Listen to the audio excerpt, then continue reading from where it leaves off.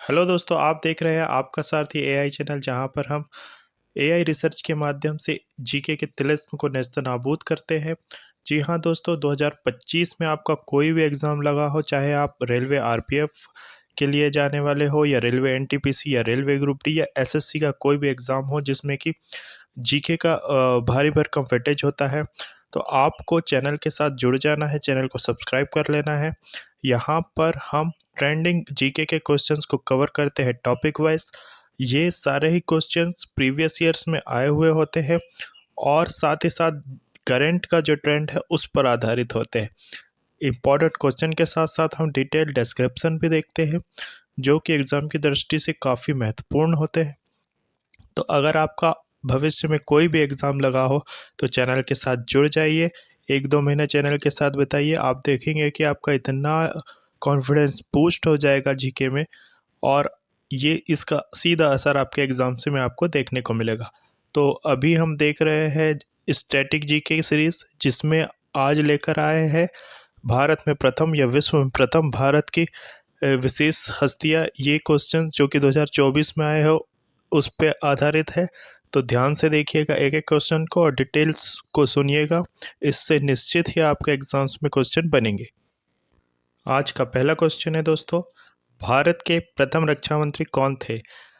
देखिए, जब 1947 में देश स्वतंत्र हुआ तब अंतरिम सरकार का गठन किया गया था, जिसमें भारत के रक्षा मंत्री सरदार बलदेव सिंह बने थे। ठीक है दोस्तों, साथ ही साथ आपको याद रखना है प्रधानमंत्री जवाहरलाल नेहरू बने थे, गृह मंत्री और सूचना मंत्री सरदार वल्लभ भाई पटेल बने थे, डॉक्टर राजेंद्र प्रसाद को कृषि और खाद्य मंत्री बनाया गया था, मौलाना अब्दुल कलाम आज़ाद शिक्षा मंत्री बने थे, और आर के सन्मुखम सेट्टी ये वित्त मंत्री थे भारत के, और बी आर अम्बेडकर जी ये कानून या विधि मंत्री थे। ठीक है, तो ये सारे ही फैक्ट्स को याद रखिएगा, इन पे भी निश्चित ही क्वेश्चंस बनेंगे। अगला है, किस वर्ष भारत में पहला रेडियो शो प्रसारित किया गया था? देखिए, बात है 1923 की, जब रेडियो क्लब ऑफ बॉम्बे ने पहला अपना रेडियो का प्रसारण किया था भारत में। ठीक है, तो 1923 में पहला रेडियो शो भारत में प्रकाशित हुआ था बॉम्बे से। ठीक है, अगला है, भारत में प्रथम समाचार पत्र प्रकाशित करने के पीछे कौन था?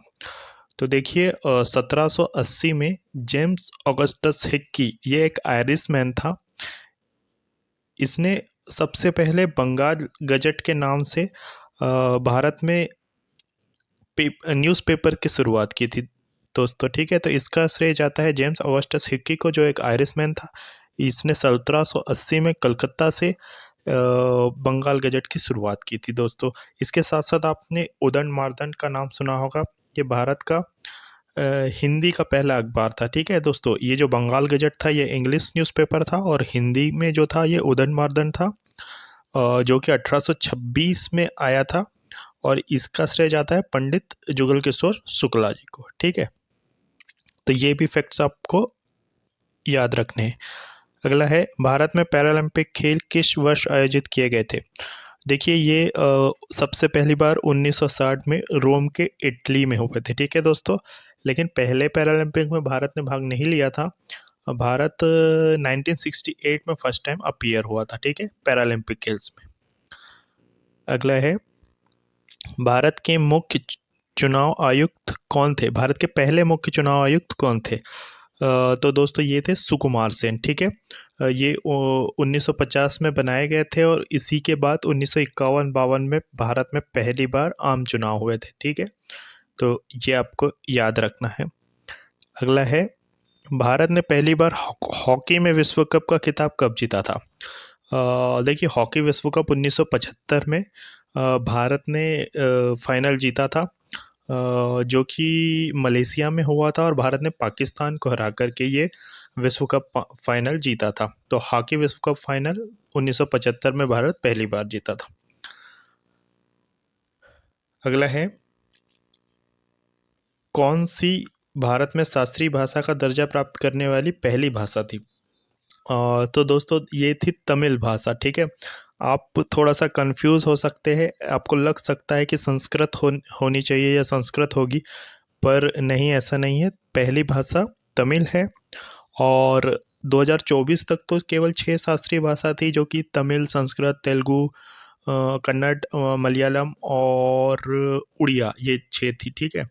लेकिन 2024 में 5 भाषाओं को और मान्यता दी गई है एज अ शास्त्रीय भाषा, जो कि थी मराठी, बंगाली, असमिया, पाली और प्राकृत, ठीक है। तो अब टोटल 11 शास्त्रीय भाषा हो गई है। तो ये जो 2024 में 5 भाषा ऐड की गई है, मराठी, बंगाली, पाली, प्राकृत और असमिया, इनको भी आपको याद रखना है, ये भी करंट का क्वेश्चन बन सकता है। अगला, स्वतंत्र भारत के पहले वित्त मंत्री कौन थे? तो हमने पहले ही क्वेश्चन में देखा था, आर के शनमुखम शेट्टी, ये भारत के पहले वित्त मंत्री थे।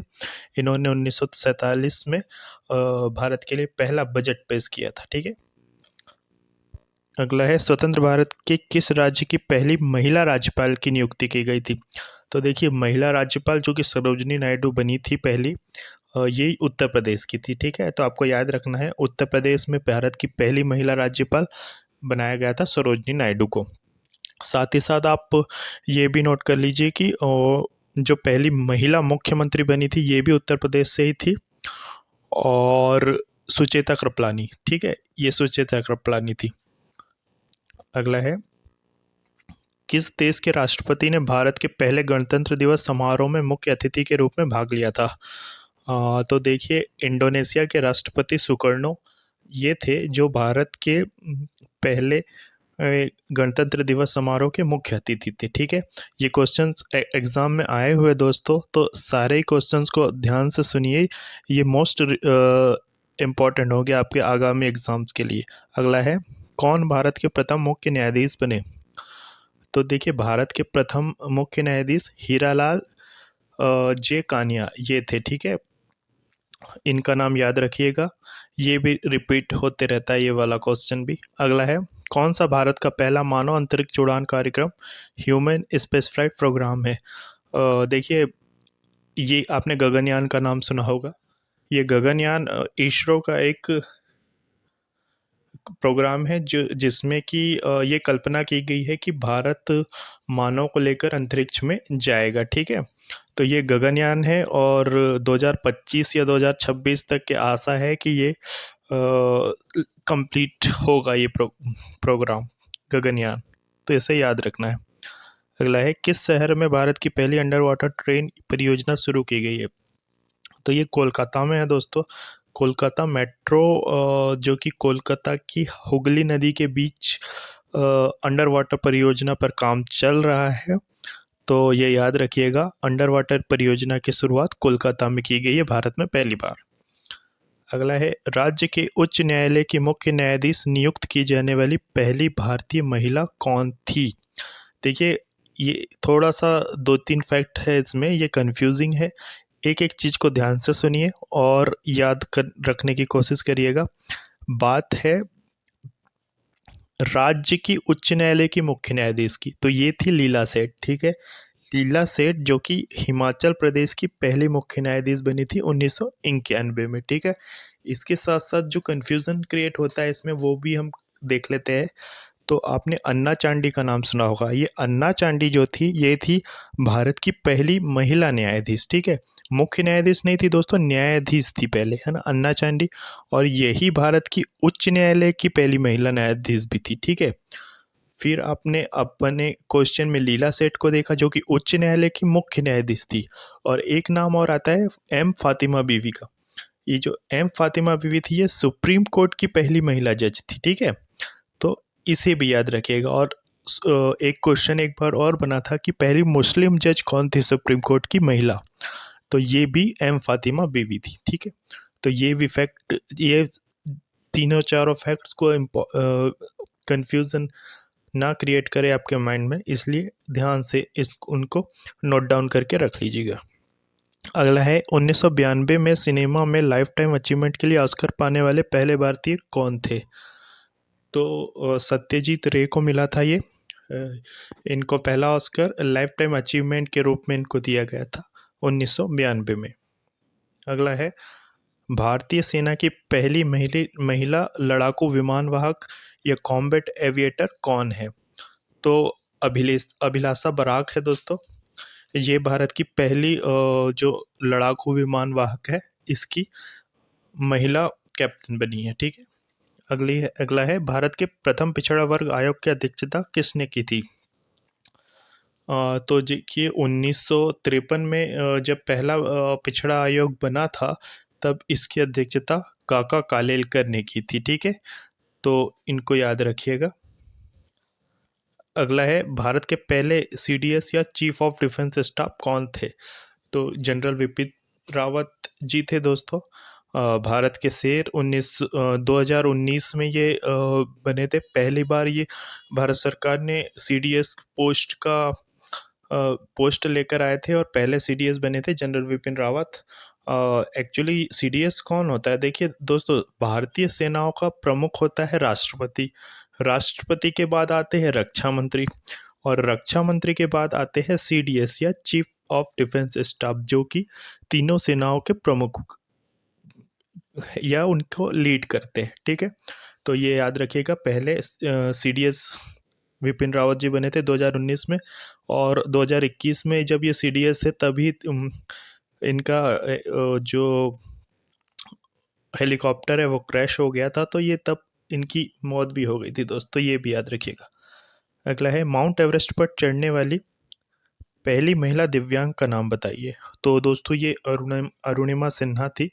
ये 2013 में एवरेस्ट फतेह किया था इन्होंने। ये जन्म से ही विकलांग या दिव्यांग नहीं थी दोस्तों। एक ट्रेन हादसे में इनका एक पैर में चोट आई थी और पैर टूट गया था, तब से ये दिव्यांग बनी। लेकिन उसके बाद इन्होंने माउंट एवरेस्ट ही नहीं, दुनिया के सारे महाद्वीप की सारी जो ऊंची चोटी सबको फतेह किया हुआ है। तो ये 2013 में इन्होंने माउंट एवरेस्ट को फतेह किया था। ये इम्पोर्टेंट है, इसे भी याद रखिएगा। अगला है भारतीय सेना का पहला जनरल कौन है जिसके सेवानिवृत्ति दिवस को हर साल सशस्त्र बल वयोवृद्ध दिवस के रूप में मनाया जाता है? तो देखिए ये हम मनाते हैं सशस्त्र बल वयोवृद्ध दिवस 14 जनवरी को। ठीक है, और ये मनाया जाता है जनरल के एम करियप्पा के। माना जाता है कि 14 जनवरी को जब ये रिटायर हुए थे, तो तब से ही हम ये इसे मना रहे हैं। ये 1953 14 जनवरी की बात है, जब ये रिटायर हुए थे, तब से हम सशस्त्र बल दिग्गज दिवस मनाते हैं। तो ये थे दोस्तों कुछ इम्पोर्टेंट क्वेश्चन। ये एसएससी जीटी के लिए भी इम्पोर्टेंट्स है, और आगामी आपके जो भी एग्ज़ाम्स लिस्टेड है उसमें भी ये रिपीट होंगे। ये स्टैटिक जीके का वो पोर्शन है जो कि जिसका एक न एक क्वेश्चन एग्जाम्स में आता ही है। तो अगर आपको पसंद आया हो तो लाइक, शेयर और सब्सक्राइब करना ना भूलिएगा दोस्तों। उम्मीद है आप अच्छे से पढ़ाई कर रहे होंगे, और ये आपकी एग्ज़ाम से में आपको निश्चित ही सफलता दिलाएगा। तो हम मिलते हैं दोस्तों अगले वीडियो में।